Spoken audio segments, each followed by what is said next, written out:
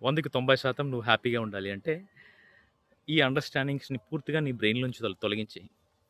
ప్రపంచం మొత్తం పాడైపోయింది, సమాజం మొత్తం చెడిపోయింది అన్న అజంప్షన్‌తో ఉంటే దాన్ని అర్జెంట్‌గా నీ బ్రెయిన్‌లోంచి తీసి పడేయి. అలానే world is a beautiful place అని అంటారు కొంతమంది. దాన్ని కూడా తీసి పడేయి. అందులో నిజం లేదు, ఇందులో నిజం లేదు. ఈ నిజాలు కాసేపు పక్కన పెడితే ప్రాఫిట్ అండ్ లాస్ తెలుసు కదండీ! బెనిఫిట్, బెనిఫిట్ లేకపోవడం. Profit, loss. మన వ్యాపార భాష అనమాట.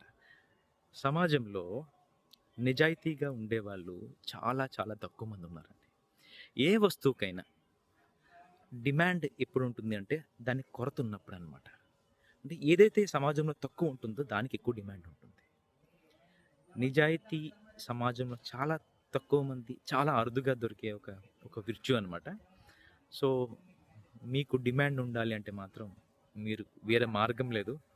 మీరు ఎంత నిజాయితీగా ఉంటే, మీతో మీరు ఎంత నిజాయితీగా ఉంటే, మీకు సమాజంలో అంత డిమాండే. ఇదొక్కటే గుర్తుంచుకోండి. ఇదొక్కటే నిజం. మిగతా అన్నీ అబద్ధాలు. దేనికైతే డిమాండ్ ఉందో మార్కెట్‌లో, అంటే దేనికైతే కొరత ఉందో దానికి డిమాండ్ ఉంటుంది. మార్కెట్‌లో కొరత దేనికి ఉందంటే, నిజాయితీ లేని మనుషులు ఎక్కువ మంది ఉన్నారు. నిజాయితీ ఉన్నవారు తక్కువ మంది ఉన్నారు. సో, మీకు డిమాండ్ ఉండాలి అంటే ముమ్మాటికి నిస్సంకోచంగా మీరు మీతో నిజాయితీగా ఉండాలి. మీకు డిమాండ్ ఆటోమేటిక్‌గా వస్తుంది. Simple profit and loss statement.